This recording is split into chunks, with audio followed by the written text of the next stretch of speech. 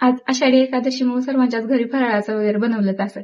मीही बनवलं होतं, पण चेंज काय झाला म्हणजे आजच झाला नाही, भरपूर दिवस झालं होतंय, पण आज शेअर करते.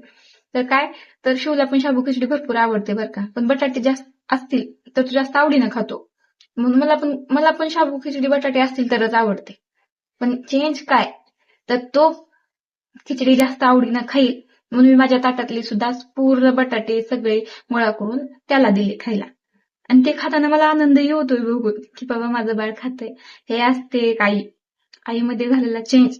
एक मुली कसं असतं, दुसऱ्या कुणाचा विचार करत नसते की बाबा आपल्याला काय आवडतं, हा हे आवडतंय तर मी हेच खाणार. तसं नाही, एक आई समजून घेते की बाबा माझं मूल खातंय, त्याच्यातच ती आनंदी असते.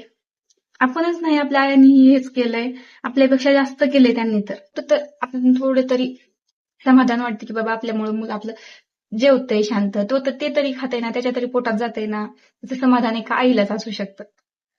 एक आई म्हणून आपण किती चेंज होतो. एक मुलगी असतो तेव्हा वेगळेच असतो, एक बायको म्हणून हे वेगळंच असतो, पण एक आईचं रूप हे वेगळंच असतं.